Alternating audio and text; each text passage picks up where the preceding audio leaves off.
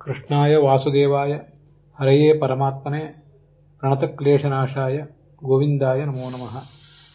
ವಿಷ್ಣುಪತ್ನಿ ಮಹಾಮಾಯೆ ಮಹಾಪುರುಷಲಕ್ಷಣೆ ಪ್ರಿಯೇ ಥಾಮೇ ಮಹಾಭಾಗೆ ಲೋಕಮಾತರ ನಮೋಸ್ತುತೆ.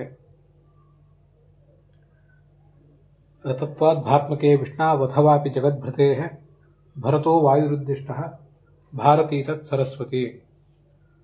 ನಮೋ ರುದ್ರಾಯ ಮಹತೆ ದೇವಾಯೋಗ್ರಾಯ ಮೀಢುಷೆ ಶಿವಾಯ ನ್ಯಸ್ತದಂಡಾಯ ಧೃತದಂಡಾಯ ವೈ ನಮಃ. ವಿದ್ಯಾಕಾಮಸ್ತು ಗಿರಿಶಂ ದಾಂಪತ್ಯಾರ್ಥಮುಮಾಂಸತೀಂ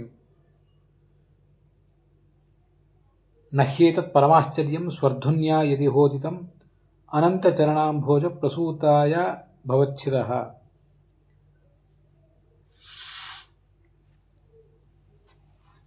ನ ಹ್ಯಮ್ಮಯಾನಿ ತೀರ್ಥಾನಿ ನ ದೇವಾ ಮೃಚ್ಛಿರಾಮಯಾಃ ತೇ ಪುನಂಚುರುಕಾಲೇನ ದರ್ಶನಾದೇವ ಸಾಧವಃ.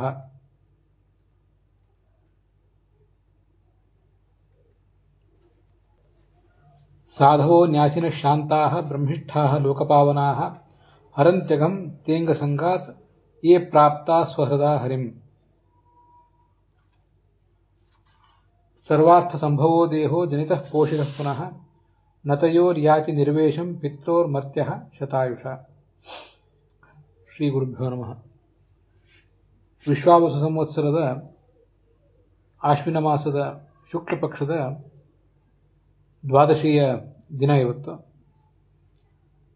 ನಾವು ನಮ್ಮ ತಂದೆಯವರ ಪಿತೃಕಾರ್ಯವನ್ನು ಗಂಗೆಯ ತೀರದ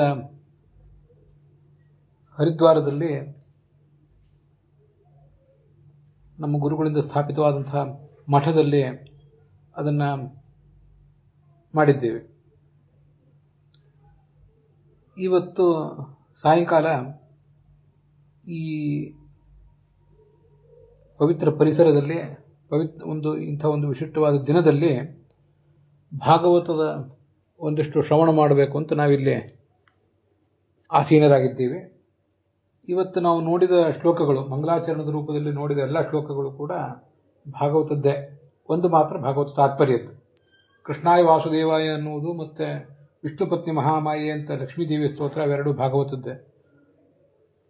ರತತ್ವಾದ್ ಭಾತ್ಮಕೆ ವಿಷ್ಣಾವ್ ಅನ್ನುವುದು ಮುಖ್ಯಪ್ರಾಣ ಸ್ತೋತ್ರ ಭಾಗವತ ತಾತ್ಪರ್ಯದ್ದು. ನಮೋ ರುದ್ರಾಯ ಮಹತೆ ಅಂತೇನು ಹೇಳಿದೆ ಅದು ಭಾಗವತದ್ದೇ. ವಿದ್ಯಾಕಾಮಸ್ತು ಗಿರಿಶಂ ದಾಂಪತ್ಯಾರ್ಥಂ ಉಪಾಂ ಸತೀಂ ಅಂತ ಇದೇ 2ನೇ ಸ್ಕಂದದ ಮೊದಲಿಗೆ ಬಂದಿರುವಂತಹ ಶ್ಲೋಕ. ಶಿವ ಮತ್ತು ಪಾರ್ವತಿಯರ ಸ್ತೋತ್ರ ಅಲ್ಲಿ ಬಂದಿದೆ. ಇದಾದ ಬಳಿಕ ನ ಹ್ಯಮ್ಮಯಾನಿ ತೀರ್ಥಾನಿ ಗುರುಗಳ ಸ್ತೋತ್ರ, ಸಾಧವೋ ನ್ಯಾಸಿನ ಶಾಂತಾಃ ಅಂತ ಇದು ಕೂಡ ಗುರುಗಳ ಸ್ತೋತ್ರ ಬಂದಿದೆ. ಇದಕ್ಕಿಂತ ಪೂರ್ವದಲ್ಲಿ ಗಂಗಾ ನದಿಯ ಸ್ತೋತ್ರವನ್ನು ಕೂಡ ನಾವು ಮಾಡಿದ್ದೇವೆ. ಗಂಗೆಯ ತೀರದಲ್ಲಿ ನಾವಿವತ್ತಿರೋದ್ರಿಂದ ಗಂಗೆಯ ಸ್ತೋತ್ರವನ್ನು ಕೂಡ ಭಾಗವತದ 9ನೇ ಸ್ಕಂದದಲ್ಲಿ ಇವೆಲ್ಲ ವಿಷಯಗಳೇನು ಬಂದಿವೆ ಅಲ್ಲಿ ನಾವಿದನ್ನು ನೋಡಿದ್ದೀವಿ. ಭಗೀರಥ ಗಂಗೆಯನ್ನು ಭುವಿಗೆ ತಂದಂಥ ಒಂದು ಪ್ರಸಂಗ ಅಲ್ಲಿ ಬಂದಿರುವಂತೆ ಈ ಶ್ಲೋಕವನ್ನು ನಾವು ನೋಡಿದ್ದೀವಿ. 9ನೇ ಸ್ಕಂದದ 8ನೇ ಅಧ್ಯಾಯದಲ್ಲಿ 45ನೇ ಶ್ಲೋಕ ಗಂಗಾದೇವಿ ಕುರಿತಾಗಿ. ಸರ್ವಾರ್ಥ ಸಂಭವೋ ದೇಹ ಅಂತ 10ನೇ ಸ್ಕಂದದಲ್ಲಿ ಬರುವಂತೆ ತಂದೆ ತಾಯಂದಿರ ಸ್ತೋತ್ರ ಅದು. ಇಷ್ಟನ್ನೆಲ್ಲವನ್ನು ಕೂಡ ನೋಡಿದ್ದೇವೆ.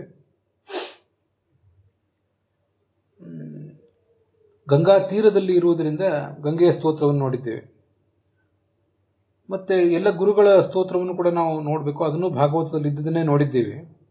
ಗಂಗೆ ಈ ಭೂಮಿಗೆ ಬರ್ಲಿಕ್ಕೆ ಒಪ್ಕೊಂಡ್ಲಲ್ಲ, ಈ ಸಗರನ ಸತ್ತು ಹೋದಂಥ ಮಕ್ಕಳನ್ನು ಬದುಕಿಸಲಿಕ್ಕೆ ಭಗೀರಥನ ಪ್ರಾರ್ಥನೆಯಂತೆ. ಆಗ ಒಪ್ಕೊಂಡ್ರೂ ಕೂಡ ಅವಳು ಒಂದು ಪ್ರಶ್ನೆ ಕೇಳಿದ್ಲಂತೆ. ನನ್ನ ಅಪಾರವಾದ ವೇಗವನ್ನು ಭೂಮಿಯಲ್ಲಿ ಸಹಿಸುವವರು ಯಾರು? ಇದು ಒಂದು ಪ್ರಶ್ನೆ. ಅದನ್ನ ಯಾರೂ ತಡೆ ಹಿಡಿದೇ ಹೋದರೆ ನಾನು ಪಾತಾಳಕ್ಕೆ ಹೋಗಿಬಿಡುವ ಪ್ರಸಂಗ ಇದೆ. ಮತ್ತೆ ನಾನು ಭೂಮಿಗೆ ಇಳಿದು ಬಂದರೆ ಈ ಪಾಪಿಗಳಾದ ಮಾನವರು ನನ್ನಲ್ಲಿ ತಮ್ಮ ಪಾಪವನ್ನೆಲ್ಲ ತೊಳ್ಕೊಳ್ತಾರೆ. ಆ ಪಾಪವನ್ನು ನನ್ನಿಂದ ತೊಡೆದು ಹಾಕುವವರು ಯಾರು ಅಂತ ಅವಳು ಭಗೀರಥನ ಕೇಳಿದ್ಲಂತೆ. ಆಗ ಅವನು ಹೇಳಿದ,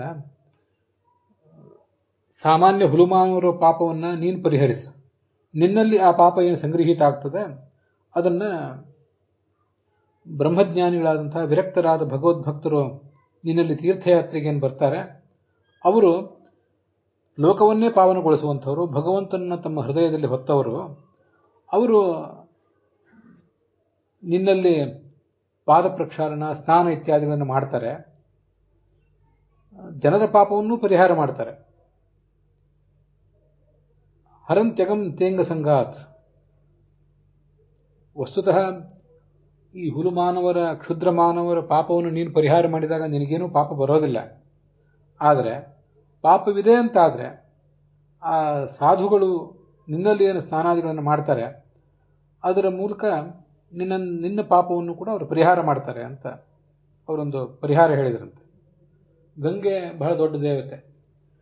ಯಾರೋ ಕೆಲವು ಸಾಮಾನ್ಯರಾದ ಸಾಧು ಸತ್ಪುರುಷರು, ಬಹಳ ವಿಶೇಷ ಸಾಧನೆ, ಎತ್ತರ ಅದಿಲ್ಲದೆ ಇದ್ದಂಥವರು ಅಲ್ಲಿ ಗಂಗಾ ನದಿಯಲ್ಲಿ ಸ್ನಾನ ಮಾಡಿದರೆ ಗಂಗಾ ನದಿಯ ಪಾಪವನ್ನು ಅವ್ರು ಪರಿಹಾರ ಮಾಡಲಿಕ್ಕೆ ಅವರಿಗೆ ಶಕ್ತಿ ಇರೋದಿಲ್ಲ. ಆದರೆ ಗಂಗೆಗಿಂತ ಮಿಗಿಲಾಗಿ ಬಹಳ ದೊಡ್ಡ ದೊಡ್ಡ ಸಾಧಕರು, ಕೆಲವು ಬಾರಿ ದೇವತೆಗಳು ಭೂಮಿಗೆ ಇಳಿದು ಬಂದಾಗ, ಅವತಾರ ಮಾಡಿದಾಗ, ಅಥವಾ ಅವತಾರ ಮಾಡಲಿಲ್ಲದೆ ಹೋದರೂ ತಾವಾಗಿಯೇ ಯಾವುದಾದ್ರೂ ಕಾರ್ಯಕ್ಕೆ ಇಳಿದು ಬಂದಾಗ, ಗಂಗೆಯಲ್ಲಿ ಸ್ನಾನ ಮಾಡಿದಾಗ ಗಂಗಾ ನದಿಯನ್ನು ಅವರು ಪವಿತ್ರ ಮಾಡ್ತಾರೆ ಅಂತ ನಾವು ತಿಳ್ಕೊಳ್ಬೇಕು. ತೀರ್ಥೀಕುರುವಂತೆ ತೀರ್ಥಾನಿ ಅಂತ ಭಾಗವತದಲ್ಲೇ ಒಂದು ಕಡೆ ಬಂದಿದೆ. ಕೃಷ್ಣ ಅಕ್ರೂರನ್ನು ಸ್ತೋತ್ರ ಮಾಡುವಂಥ ಪ್ರಸಂಗ. ನಿಮ್ಮಂಥವರು ತೀರ್ಥಗಳನ್ನೇ ತೀರ್ಥವನ್ನಾಗಿ ಮಾಡುವಂತಹ ಮಹಾಶಕ್ತಿ ಇದ್ದವರು ಅಂತ ಕೃಷ್ಣ ಭಗವಂತ ಅಕ್ರೂರನನ್ನು ಹೊಗಳುವಂಥ ಒಂದು ಪ್ರಸಂಗ ಇದೆ. ಹಾಗೆ ಆಚಾರ್ಯರು ಮುಖ್ಯಪ್ರಾಣ ಮಧ್ವಾಚಾರ್ಯರಾಗಿ ಬಂದಾಗ ಎಲ್ಲ ಕಡೆ ಅವರು ಸಂಚಾರ ಮಾಡಿದ್ರು. ಮಧ್ವವಿಜಯ ಮೊದಲಾದ ಕಡೆ ವರ್ಣನೆ ಬರುವಂತೆ ಅವರು ಕೂಡ ಈ ಗಂಗೆಗೂ ಪಾವಿತ್ರ್ಯವನ್ನು ತಂದುಕೊಟ್ಟವರು ಅನ್ನೋ ಒಂದು ವರ್ಣನೆ ಮಧ್ವವಿಜಯ ಇತ್ಯಾದಿ ಕಡೆಗಳಲ್ಲಿ ಕೇಳಿ ಬರ್ತದೆ. ಹೀಗೆ ಆ ಜ್ಞಾನಿಗಳ ಸ್ತೋತ್ರವನ್ನು ಕೂಡ ಮಾಡಿದ್ದೇವೆ. ಇಲ್ಲಿಯೇ ಆ ರುದ್ರನ ಸ್ತೋತ್ರವನ್ನು, ರುದ್ರನ ಕುರಿತು ತಪಸ್ಸನ್ನು ಮಾಡಿದ್ದು ಕೂಡ ಕೇಳಿ ಬರ್ತದೆ. ಶಿವನು ಕೂಡ ಅಲ್ಪಕಾಲದ ತಪಸ್ಸಿಗೆ ಒಲಿದ ಆ ಭಗೀರಥನಿಗೆ ಅಂತ ಕೇಳಿ ಬರ್ತದೆ. ಅದಕ್ಕಾಗಿ ಅದನ್ನು ನೋಡಿದ್ದೇವೆ. ಆಯಿತು, ಗಂಗಾ ನದಿಯ ಒಂದು ಸ್ತೋತ್ರ ನಮಗಿಲ್ಲಿ ಕಾಣಬೇಕಾಗಿತ್ತು. ಅದನ್ನು ಈ 8ನೇ ಅಧ್ಯಾಯ 9ನೇ ಸ್ಕಂದದ್ದು 45ನೇ ಶ್ಲೋಕದಲ್ಲಿ ಬಂದದ್ದನ್ನು ನಾನು ಆಯ್ದುಕೊಂಡು ಹೇಳಿದ್ದೀನಿ. ನಹ್ಯೇತತ್ ಪರಮಾಶ್ಚರ್ಯಂ ಸ್ವರ್ಧುನ್ಯ ಯದಿ ಹೋದಿತಂ ಅನಂತ ಚರಣಾಂಬೋಜ ಪ್ರಸೂತಾಯ ಭವಚ್ಛಿದ. ಹರಿಪಾದ ಕಮಲದಿಂದ ಇಳಿದು ಬಂದಂಥ ಈ ಗಂಗೆ ನದಿ ಏನಿದ್ದಾಳೆ, ಅವಳು ಸಂಸಾರದ ಬಂಧನವನ್ನೇ ಪರಿಹಾರ ಮಾಡುವಂಥವಳು. ಅವಳ ಬಗ್ಗೆ ನಾವು ಇಷ್ಟೇನು ವರ್ಣನೆ ಮಾಡಿದ್ವಲ್ಲ ಈ 9ನೇ ಸ್ಕಂದದ 8ನೇ ಅಧ್ಯಾಯದಲ್ಲಿ, ಅದರಲ್ಲಿ ಯಾವ ಆಶ್ಚರ್ಯವೂ ಕೂಡ ಇಲ್ಲ. ಅಲ್ಲಿ ಶ್ರದ್ಧೆಯಿಂದ ಆ ಗಂಗಾ ನದಿಯಲ್ಲಿ ಸ್ನಾನ ಇತ್ಯಾದಿಗಳನ್ನು ಮಾಡಿದವರು, ಆ ಮೂಲಕ ಅಂತಃಕರಣವನ್ನು ಸ್ವಚ್ಛ ಮಾಡಿಕೊಂಡು ಶ್ರವಣ ಮರಣಾದಿಗಳಲ್ಲಿ ತೊಡಗಿದವರು ಭಗವಂತನ ಸಾಯುಜ್ಯವನ್ನು ಪಡೀತಾರೆ. ಸನ್ನಿವೇಶ ಮನೋ ಯಸ್ಮಿನ್, ಗಂಗಾ ನದಿಯಲ್ಲಿ ಮನಸ್ಸಿಡಬೇಕು ಅಂತಿದೆ. ಗಂಗಾ ನದಿಯಲ್ಲಿ ಅಂತರ್ಯಾಮಿಯಾದ ಭಗವಂತನಲ್ಲಿ ಮನಸ್ಸಿಡಬೇಕು ಅಂತ ಅದರ ತಾತ್ಪರ್ಯ. ಗಂಗೆಯನ್ನು ಭಗವಂತನ ಒಂದು ಪ್ರತೀಕ ಅಂತ ಭಾವಿಸಬೇಕು. ಹೀಗೆ ಭಾವಿಸಿ ಅವಳಲ್ಲಿ ಸ್ನಾನಪಾನಾದಿಗಳನ್ನು ಮಾಡಬೇಕು. ಮುಂದೆ ಶ್ರವಣ ಮರಣಾದಿಗಳನ್ನು ಮಾಡಬೇಕು ಅವಳ ತೀರದಲ್ಲಿ ವಿಶೇಷವಾಗಿ. ಅದು ಎಲ್ಲ ಥರದ ಪಾಪಗಳ ಪರಿಹಾರಕ್ಕೂ ಕೂಡ ಕಾರಣ ಅಂತ ನಮಗೆ ಗೊತ್ತಿದೆ. ಈಗ ನಾವೇನು ಭಾಗವತದ ವಿಸ್ತೃತವಾದ ಶ್ರವಣ ಮಾಡ್ತಿದ್ದೀವಿ, ಅಲ್ಲಿ 2ನೇ ಸ್ಕಂದದ 7ನೇ ಅಧ್ಯಾಯ, ಅದರ ಶ್ರವಣ ನಾವೀಗ ಮಾಡಬೇಕಾಗಿದೆ. ಆ 7ನೇ ಅಧ್ಯಾಯದ ಆರಂಭದಲ್ಲಿ ಮೊದಲನೇ ಶ್ಲೋಕ ವರಾಹ ರೂಪದ ಭಗವಂತನ ವರ್ಣನ ಅಲ್ಲಿದೆ. ಯತ್ರೋದ್ಗತಃ ಕ್ಷಿತಿತಲೋದ್ಧರಣಾಯ ಬಿಭ್ರತ್ ಕ್ರೌಢೀಂ ತನುಂ ಸಕಲ ಯಜ್ಞಮಯೀಂ ಅನಂತಃ ಅಂತರಂ ಮಹಾರ್ಣವ ಉಪಾಗತಮಾದಿದೈತ್ಯಂ ತಂ ದಂಷ್ಟ್ರಯಾದ್ರಿಮೇವ ವಜ್ರಧರೋ ದದಾರ ಅಂತ ಮೊದಲನೇ ಶ್ಲೋಕ. ಎಲ್ಲ ಅವತಾರಗಳನ್ನು ಈ ಹಿಂದೆ 1ನೇ ಸ್ಕಂದದಲ್ಲಿ ಒಂದು ಸ್ವಲ್ಪ ವರ್ಣನೆ ಮಾಡಿದ್ದಾರೆ. ಈಗಿಲ್ಲಿ ಮತ್ತಷ್ಟು ವರ್ಣನೆ ಮಾಡ್ತಾರೆ. ವರಾಹ, ಯಜ್ಞ, ಕಪಿಲ ಮೊದಲಾದ ಅವತಾರಗಳ ವರ್ಣನೆ ಇಲ್ಲಿ ಕೇಳಿ ಬರ್ತದೆ. ಕೋರೆ ದಾಡಿಯನ್ನು ಧರಿಸಿ ವರಾಹ ರೂಪವನ್ನು ತಳೆದ ಈ ಭಗವಂತ ತನ್ನ ಶರೀರದಿಂದಲೇ ಯಜ್ಞಕ್ಕೆ ಬೇಕಾದ ಎಲ್ಲ ಸಾಮಗ್ರಿಗಳನ್ನು ಕೂಡ ಅವನು ಹುಟ್ಟಿಸಿದ ಅಂತ ಕೇಳಿ ಬರ್ತದೆ. ಸಮುದ್ರ ತಳದಿಂದ ಭೂಮಿಯನ್ನು ಎತ್ತಲಿಕ್ಕೆ ಅಂತ ಅವನು ಹೋಗಿದ್ದ. ಭೂಮಿ ಆ ಸಮುದ್ರ ತಳಕ್ಕೆ ಕುಸಿದು ಬಿದ್ದಿತ್ತು. ಅದನ್ನು ಎತ್ತಬೇಕು ಅಂತ ಆತ ಮೇಲೆ ಬಂದಿದ್ದ. ಹಾಗೆ ಬಂದಂಥ ಆ ವರಾಹನಿಗೆ ಧಕ್ಕೆ ಮಾಡಲಿಕ್ಕೆ ಅಂತ, ಆ ವರಾಹನನ್ನು ತಡೀಬೇಕು ಅಂತ ಅಲ್ಲಿ ಬಂದವನು ಈ ಹಿರಣ್ಯಾಕ್ಷ. ಆ ಹಿರಣ್ಯಾಕ್ಷನನ್ನ ಅವನ ಕಿವಿಗಳ ಬುಡಕ್ಕೆ ಹೊಡೆದು ಹಾಕಿ ಆತನನ್ನ ಸಂಹರಿಸಿದ ಭಗವಂತ. ಹೇಗೆ ಅಂದರೆ, ಇಂದ್ರ ವಜ್ರಾಯುಧದಿಂದ ಪರ್ವತವನ್ನು ಪುಡಿಗಟ್ಟುವಂತೆ ಈ ವರಾಹರೂಪಿಯಾದ ಭಗವಂತ ಈ ದೈತ್ಯನಾದ ಹಿರಣ್ಯಾಕ್ಷನನ್ನು ಕೊಂದು ಹಾಕಿದ ಅಂತ ಅವನ ವರ್ಣನೆ ಇದೆ. ವರಾಹ ರೂಪದ ಬಗ್ಗೆ ನಾವು ಇವತ್ತೇನು ಕೇಳ್ತಾ ಇದ್ದೀವಲ್ಲ, ಇದು ಕೂಡ ತುಂಬ ಒಂದು ಅಪರೂಪದ ಯೋಗವೇ. ವರಾಹ ನಮಗೆ ಶ್ರಾದ್ದಸ್ವಾಮಿ ಜನಾರ್ದನ ರೂಪ ಅಂತ ಕೇಳಿ ಬರ್ತದೆ. ಶ್ರಾದ್ದಕ್ಕೆ ಮೊದಲ ಪ್ರವರ್ತಕ ಅಂದರೆ ವರಾಹ ಅಂತ ಮಹಾಭಾರತದಲ್ಲಿ ಬಂದಿದೆ. ಅದು ಒಂದನ್ನು ನಾವು ನೋಡಬೇಕು. ಇಲ್ಲಿಗೆ ವರಾಹದ ಬಗ್ಗೆ ಬಂದಿದೆ ಭಾಗವತದಲ್ಲಿ. ಮಹಾಭಾರತದಲ್ಲಿ ಶಾಂತಿ ಪರ್ವದಲ್ಲಿ, ಮೋಕ್ಷ ಧರ್ಮ ಪರ್ವದಲ್ಲಿ ನರನಾರಾಯಣರು ನಾರದನಿಗೆ ಹೇಳಿದಂಥ ಒಂದು ಕಥಾ, ವರಾಹ ರೂಪದ ಭಗವಂತನ ಕಥಾ. ಈ ಭೂಮಿ ಕುಸಿದು ಹೋಗಿತ್ತು. ಆವಾಗ ಗೋವಿಂದ ಅಂತ ಕರೆಸ್ಕೊಂಡಿರುವ ಈ ವರಾಹ ರೂಪವನ್ನು ತಾಳಿ ಅವಳನ್ನು ಮೇಲೆತ್ತಿದ.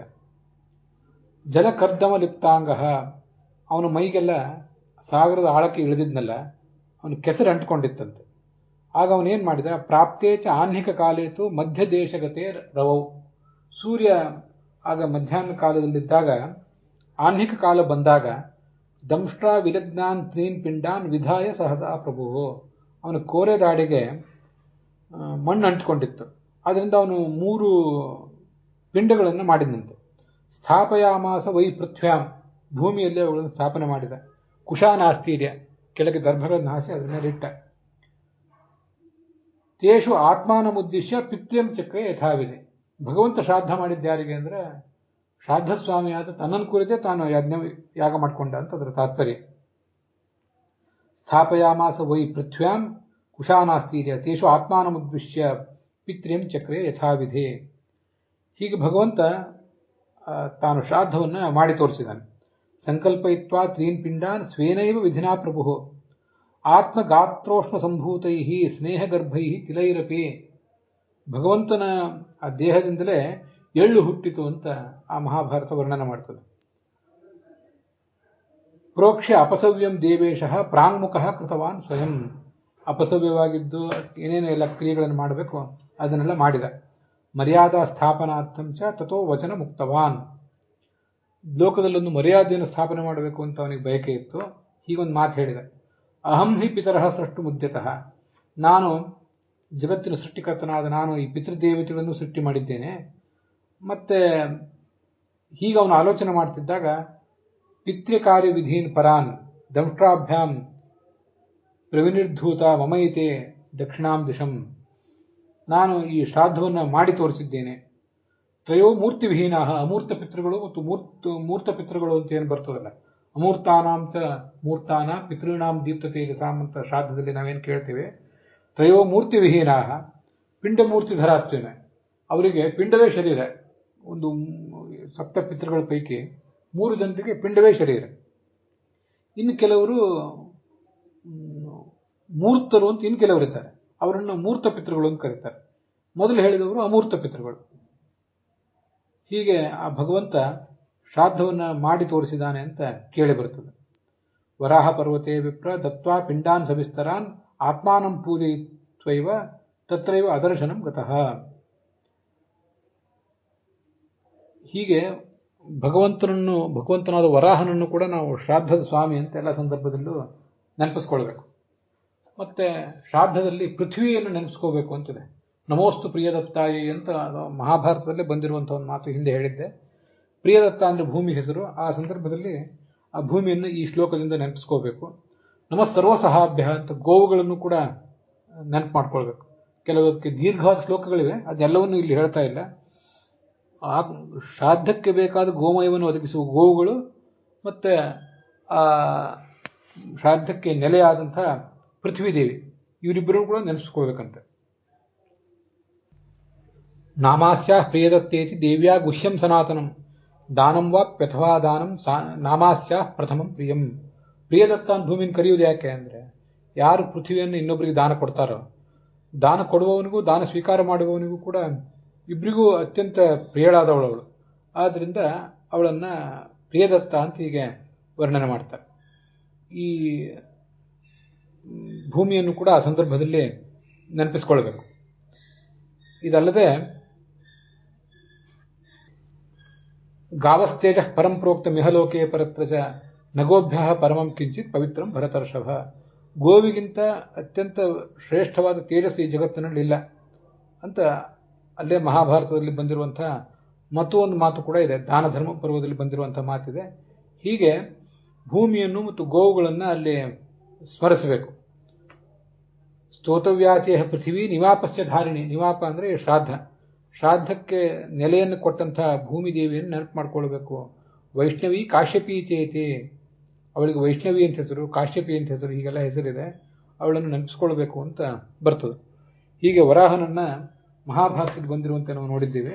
ಮಹಾಭಾರತದಲ್ಲೇ ಸಭಾಪರ್ವದಲ್ಲಿ ಮತ್ತು ಹರಿವಂಶದಲ್ಲಿ ಆ ಭಗವಂತನ ಒಂದೊಂದು ಅಂಗಾಂಗಗಳಿಂದ ಯಜ್ಞಕ್ಕೆ ಅಂಗವಾದ ಎಲ್ಲ ಪದಾರ್ಥಗಳು ಹೇಗೆ ಹುಟ್ಟಿದವು ಅಂತೊಂದು ವರ್ಣನೆ ಮಾಡಿದ್ದಾರೆ. ದರ್ಭೆಗಳೆಲ್ಲ ಅವನು ರೋಮ ಮೂಲದಿಂದ ಹುಟ್ಟಿದವು ಅಂತ ಅದರಲ್ಲಿ ಒಂದು. ಎಳ್ಳಂತೂ ಅವನ ಶರೀರದಿಂದ ಹುಟ್ಟಿತು ಅಂತ ಇದೇ ನಾವು ಮಹಾಭಾರತದಲ್ಲಿ ನೋಡಿದ್ದೇವೆ. ಬಹಳ ವಿಸ್ತಾರವಾಗಿ ಆ ಭಗವಂತನ ಶರೀರದಿಂದ ಉಳಿದ ಪದಾರ್ಥಗಳು ಹುಟ್ಟಿದ್ದನ್ನು ವರ್ಣನೆ ಮಾಡ್ತಾರೆ. ಅದಕ್ಕಾಗಿ ಅವನನ್ನು ಯಜ್ಞವರಾಹ ಅಂತ ಹೇಳ್ತಾರೆ. ಅದು ಯಜ್ಞ ಅಂದರೆ ದೇವಯಜ್ಞ ಇರಬಹುದು, ಪಿತೃಯಜ್ಞ ಇರಬಹುದು, ಮತ್ತು ನಾವು ಮಾಡುವಂತಹ ಸ್ವಾಧ್ಯಾಯ ಯಜ್ಞ ಏನಿದೆ ಅದಕ್ಕೂ ಕೂಡ ಆ ಭಗವಂತ ನಿಯಾಮಕನೇ. ಅವನನ್ನು ಜ್ಞಾನಾಯ ವಿದ್ಯಾಗುರವೇ ನಮಃ ಅಂತ 3ನೇ ಸ್ಕಂದದಲ್ಲಿ ವರ್ಣನೆ ಮಾಡ್ತಾರೆ. ಅವನು ಹೀಗೆ ಆ ಹಿರಣ್ಯಾಕ್ಷನನ್ನು ಕೊಂದು ಹಾಕಿದ ಅಂತ ಅಲ್ಲಿ ವರ್ಣನೆ ಕೇಳಿ ಬರ್ತದೆ. ಸಕಲ ಯಜ್ಞಮಯೀಂ ಸೃಕ್ ಸೃವಾದಿ ಸರ್ವ ಉಪಕರಣ ಜನನೀಂ. ಯಜ್ಞದಲ್ಲಿ ಸೃಕ್ ಸೃವ ಮೊದಲಾದ ಕೆಲವು ಸೌಟುಗಳನ್ನು, ಚಮಚಗಳನ್ನು ಉಪಯೋಗ ಮಾಡ್ತಾರೆ. ಅವು ಎಲ್ಲವೂ ಕೂಡ ಅವನ ಶರೀರದಿಂದಲೇ ಹುಟ್ಟಿದ್ದು. ವಿಜಯಧ್ವಜರ ದೃಷ್ಟಿಯಿಂದ ದಂಷ್ಟ್ರ ಅಂತಿದೆಯಲ್ಲ, ಅವನು ತನ್ನ ಕೋರೆದಾಡಿಯಿಂದ ಹೊಡೆದ ಅಂತ. ಆ ದಂಷ್ಟ್ರ ಎಂಬ ಶಬ್ದದಿಂದ ಅದೊಂದನ್ನೇ ಇಟ್ಕೊಳ್ಳೋದಲ್ಲ, ಸುದರ್ಶನ, ಗದೆ ಇದನ್ನು ಎಲ್ಲವನ್ನೂ ಇಟ್ಕೊಳ್ಬೇಕು. ದಂಷ್ಟ್ರಯ ಕೋರೆ ಹಲ್ಲಿನಿಂದ ಅಂದರೆ ಸುದರ್ಶನ ಚಕ್ರದಿಂದ, ಗದೆಯಿಂದ ಅಂತ ಅದನ್ನು ಇಟ್ಕೋಬೇಕು ಅಂತ ಹೇಳ್ತಾರೆ ವಿಜಯಧ್ವಜ ತೀರ್ಥರು. ಸಮುದ್ರೇ ನಿಮಜ್ಜ ರಸಾತಲ ಗತಾಂ ಮಹೀಂ. ಸಮುದ್ರದಲ್ಲಿ ಮುಳುಗಿ ಪಾತಾಳಕ್ಕೆ ಹೋಗಿ ಬಿಟ್ಟಿತ್ತು ಭೂಮಿ. ಅದನ್ನು ತನ್ನ ಕೋರೆ ದಾಡಿ ಮೇಲೆ ನಿಲ್ಲಿಸಿಕೊಂಡು ಮೇಲೆ ಬಂದ. ಆಗ ಅಂತರ್ಮಹಾನ್ನವೇ ತದ್ರೋಧಾಯ ಉಪಾಗತಂ. ಇವನನ್ನು ತಡೆಯಲಿಕ್ಕೆ ಈ ಹಿರಣ್ಯಾಕ್ಷ ಬಂದ, ಅವನನ್ನು ಕೊಂದು ಹಾಕಿದ. ಇಂದ್ರ ವಜ್ರಾಯುಧದಿಂದ ಎಲ್ಲ ಪರ್ವತಗಳನ್ನು ಸೀಳಿದಂತೆ ಅಂತ ಅದರ ಅಭಿಪ್ರಾಯ. ಇದು ವಿಜಯಧ್ವಜರ ಅಭಿಪ್ರಾಯ. ಸಕಲ ಯಜ್ಞಮಯೀಂ ಯಜ್ಞೋಪಕರಣ ಕುಶಾದಿ ಜನನೀಂ. ಯಜ್ಞಕ್ಕೆ ಉಪಕರಣವಾದ ದರ್ಭೆ ಮೊದಲಾದವುಗಳೆಲ್ಲವನ್ನೂ ಹುಟ್ಟಿಸಿದ್ದು ಈ ವರಾಹನ ಶರೀರವೇ ಅಂತ ಹೀಗದರ ತಾತ್ಪರ್ಯ. ಹೀಗೆ ಈ 2ನೇ ಸ್ಕಂದದ 7ನೇ ಅಧ್ಯಾಯದ ಒಂದು ಶ್ಲೋಕವನ್ನು ನಾವಿವತ್ತು ನೋಡಿದ್ದೇವೆ. ಇದಕ್ಕೆ ವೀರರಾಘವರು ಮೊದಲಾದವರು ಹೇಳಿದಂಥ ವಿಶೇಷ ಅರ್ಥ ಏನೂ ಇಲ್ಲ. ಆದ್ದರಿಂದ ಅದನ್ನು ವೀರರಾಘವ್ರದ್ದಾಗಲಿ ಶ್ರೀಧರದಾಗಲಿ ನಾನು ಅದನ್ನು ಹೆಚ್ಚಿಂದೇನು ಹೇಳ್ತಾ ಇಲ್ಲ. ಕೇವಲ ವಿಜಯಧ್ವಜರು ಮತ್ತು ಯಾದವಾರರ ಅಭಿಪ್ರಾಯವನ್ನು ಮಾತ್ರ ಹೇಳಿ ಮುಗಿಸಿದ್ದೇನೆ. ಅಲ್ಲಿಗೆ ಇವತ್ತಿನ ಈ ಭಾಗ ಸಮಾಪ್ತವಾಗಿದೆ. ನಾವು ಪಿತೃದೇವತೆಗಳ ಅಂತರ್ಯಾಮಿಯಾದ ಭಾರತೀಯರ ಮುಖ್ಯ ಪ್ರಾಣಾಂತರ್ಗತನಾದ ಶ್ರಾದ್ದಸ್ವಾಮಿಯಾದ ಜನಾರ್ದನ ವರಾಹ, ಗಂಗೆಯಲ್ಲಿ ಅಂತರ್ಯಾಮಿಯಾಗಿಯೂ ಅವನೇ ಇದ್ದಾನೆ. ಏನು ನಮ್ಮ ತಂದೆಯವರ ಕಾಲಶ್ರಾದ್ದ ಮಾಡಿದ್ದೇವೆ, ಆ ಪಿಂಡಗಳನ್ನು ಗಂಗಾ ನದಿಯಲ್ಲೇ ನಾವು ಇವತ್ತು ವಿಸರ್ಜಿಸಿದ್ದೇವೆ. ಹೀಗೆ ತಂದೆಯನ್ನು ಉದ್ದೇಶಿಸಿ, ನಮ್ಮ ತಂದೆಯವರನ್ನು ಉದ್ದೇಶಿಸಿ ಮಾಡಿದಂಥ ಒಂದು ದ್ರವ್ಯ ಯಜ್ಞ ಈಗ ಬೆಳಗ್ಗೆ ಮಾಡಿದ್ದು ಶ್ರಾದ್ದ ಯಜ್ಞ, ಸಾಯಂಕಾಲ ಈಗ ನಾವು ಮಾಡ್ತಾ ಇರುವಂಥ ಒಂದು ಜ್ಞಾನ ಯಜ್ಞ, ಭಾಗವತ ಪ್ರವಚನ ರೂಪವಾದಂಥ, ಭಾಗವತ ಪ್ರವಚನ ಶ್ರವಣ ರೂಪವಾದಂಥ ಒಂದು ಜ್ಞಾನ ಯಜ್ಞ. ಇದರಿಂದ ಆ ಗಂಗೆಯ ಅಂತರ್ಯಾಮಿಯಾದ ಭಾರತೀಯರ ಮುಖ್ಯ ಪ್ರಾಣಾಂತರ್ಗತನಾದಂಥ ವೈದ್ಯೋ ನಾರಾಯಣೋ ಹರಿಹಿ ಅಂತ ಕರೆಸ್ಕೊಂಡಿರುವ ಧನ್ವಂತರಿ ರೂಪದ ಭಗವಂತನು ಕೂಡ ಪ್ರೀತನಾಗಲಿ ಅಂತ ಪ್ರಾರ್ಥನೆ ಮಾಡಿ ಈ ಭಾಗವನ್ನು ಸಮಾಪ್ತ ಮಾಡ್ತಿದ್ದೇವೆ. ಹುಸಿಯ ನಾಡಿ ಹೊಟ್ಟೆ ಹೊರೆವ ವಿಷಯದಲ್ಲಿ ರಸಿಕನಂತೆ ಹುಸಿಗೆ ಹಾಕಿದಿರೋ ಇನ್ನು ಹೃಷಿಕೇಶನೇ, ಈಶನಿನ್ನ ಚರಣ ಭಜನೆ ಆಸೆಯಿಂದ ಮಾಡುವೆ, ದೋಷ ರಾಶಿ ನಾಶ ಮಾಡು ಶ್ರೀಕೇಶವ. ಶ್ರೀಕೃಷ್ಣಾರ್ಪಣ ವಸ್ತು.